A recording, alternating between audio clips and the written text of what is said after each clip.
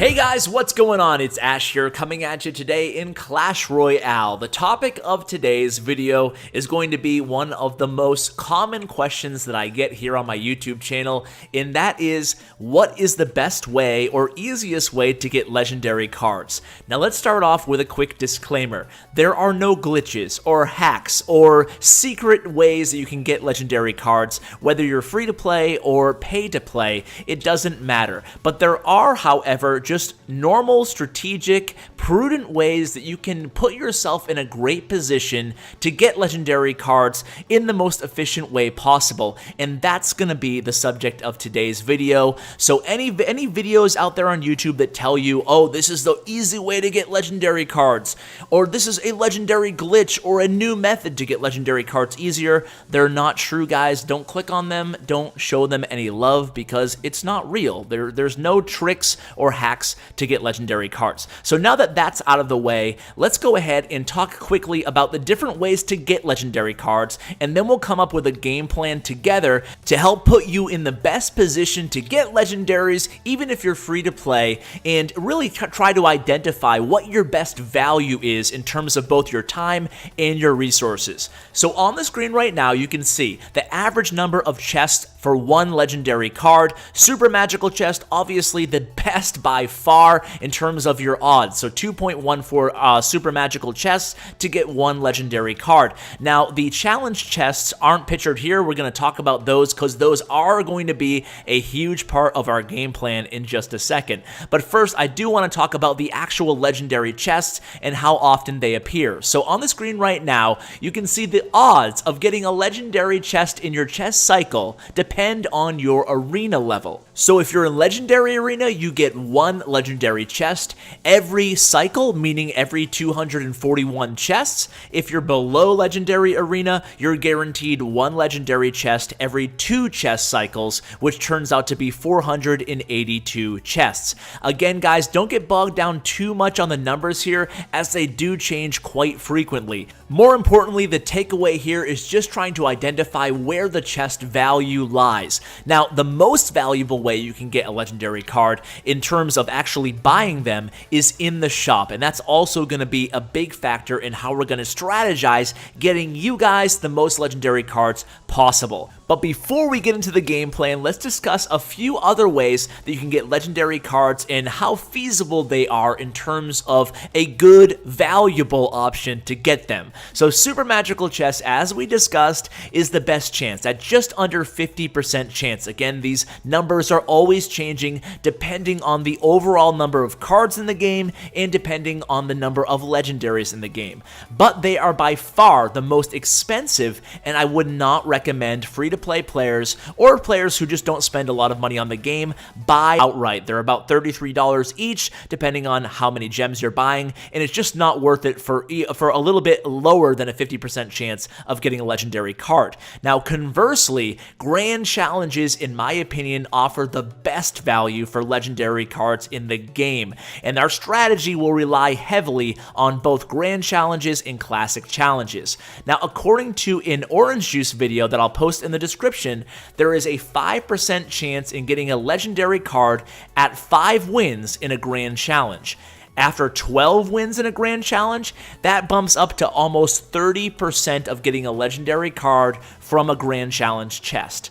The second part of our strategy will revolve around the shop, as I discussed a little bit earlier. Now, this is one of the best values at unlocking a legendary card because it costs 40k gold, and as a free-to-play player, I would suggest buying one legendary to unlock it unless you have a ton of gold on hand. In that case, you can go ahead and upgrade the legendaries as well, but most likely you're not going to have, 80k gold sitting around where you can just frivolously continue to buy legendaries. My advice would be unlock a legendary if it appears in your shop, and we're going to get to your game plan in terms of how to save up gold and the best way to use your gold in gems. Now, the classic challenge stats, before we get into that, are roughly the same in terms of a cost to reward ratio as the grand challenge. So at 8 wins, you have a 1% chance of pulling out a legendary card. At 12 wins, you have about a 3% chance of pulling a legendary legendary card in the Classic Challenge. Now let's get to the actual game plan. So the first part of our game plan is going to be to save. You're going to need to save about 500 gems and about 40,000 gold. That's going to be very important. So we always want to save and create a baseline of 40k gold and never spend on upgrading cards until you have that 40k baseline. Now, the reason being is because if a legendary shows up in your shop, you're going to want to have that money, that gold, excuse me, to spend to get that legendary to unlock it. That's going to be incredibly valuable to you. We also want to save 500 gems, which is much easier said than done. Now, you can, as a free-to-play player, just by playing battles and opening up your free chests as well as your crown chests, you can get anywhere from 25 to a free-to-play player max a day. So we want to save up 500 gems. Now, that can be a very challenging task as a free-to-play player. So if you can't do it, it's not the end of the world. This is just kind of a fail-safe so that we have enough gems if a legendary chest is made available to us via the special offer in the shop. So the idea here is if it's your birthday coming up or maybe the holidays are coming up, go ahead and ask your parents or grandma or your significant other for a gift card and then keep that as your backup plan in case you're given that 500 gem chest to open up. It's an easy way to unlock legendary cards. So keep that in mind. If you can't do it, again, we're going to talk about other ways to best spend the gems that you do get as far as a free-to-play player just by opening up your free and crown chests. So once you saved up all that gold and the gems, now you'll be in a perfect position to get those legendary cards and capitalize when they become available to you. So what are you going to do in the meantime? Well, number one is get to level 8 as soon as possible and try to level up your cards to tournament level standards. That's going to be key because we want to farm here. We want to farm challenges. That's your best value in the entire game in terms of getting legendary cards. So the easiest way to do this is to play a certain archetype, whether it be control or siege or beatdown, and stick with it. You'll get the added benefit of becoming a better player using that deck as well, so sticking with one archetype will actually pay you in 2 types of ways. Now, if you're not sure what deck archetype to choose or what deck archetypes even are, I'll include a link to a video I did on deck archetypes, so you can go ahead and check that out as well. So once you've decided what archetype to actually play with, then you can start concentrating on upgrading your win condition card, whether it be a Hog Rider or a Giant or an Expo, etc., followed by your supporting common cards. I prefer upgrading your direct damage spells first because an extra level in, say, Zap, Arrows, or Fireball actually makes a huge difference between killing low HP units such as Goblins, Princess, Skeleton Army, etc. So after your cards are tournament level standards, you're going to want to focus on 3 methods to farm your legendaries. And number 1 is obviously free tournaments. I host 2 daily on Twitter at clash_with_ash. The rewards aren't great in tournaments anymore, but they're free to play. And if you finish high, you'll definitely benefit greatly given that they cost you nothing. But number 2 and number 3 are basically challenges. Challenges are so valuable right now. So you've saved up your resources, you're ready to use your excess gems for challenges. Now, if you're totally free to play, you're going to want to spend your gems, your daily gems, on 1 or 2 classic challenges a day. Now,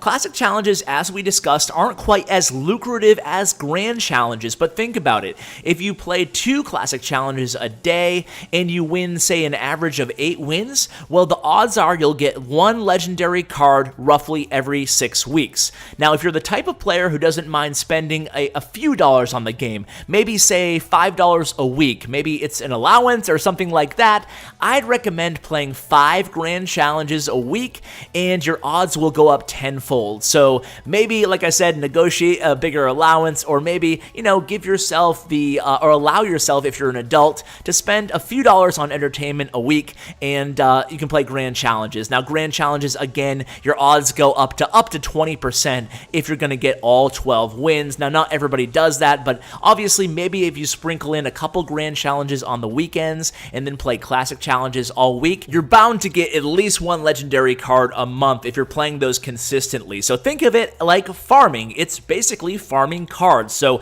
in the meantime, you're also going to be upgrading more epics, more rares, and more commons if you follow this methodology. Now, what legendaries should you prioritize? Well, honestly, it depends on your own preference and gameplay. Everybody has different opinions, but me personally, my top 5 legendary cards right now in the current meta, in no particular order, are Miner, as it's probably the most used win condition proxy card in the entire game.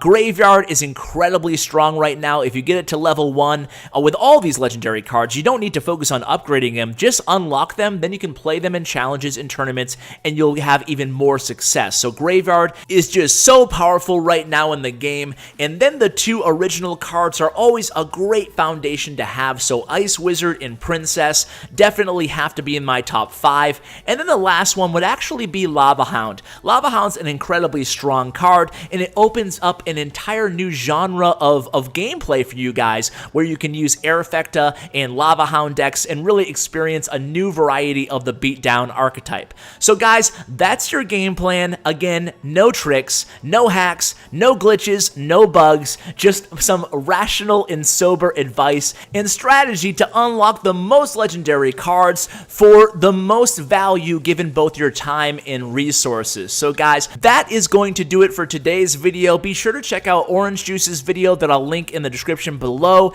as well as my deck archetype video, which I'll also link in the description below. And be sure to show these guys on Reddit and Clash Arena and all those other useful websites some love, and thank them for their great content and data mining, so to speak. So guys, thanks so much for watching, and as always, take care, guys.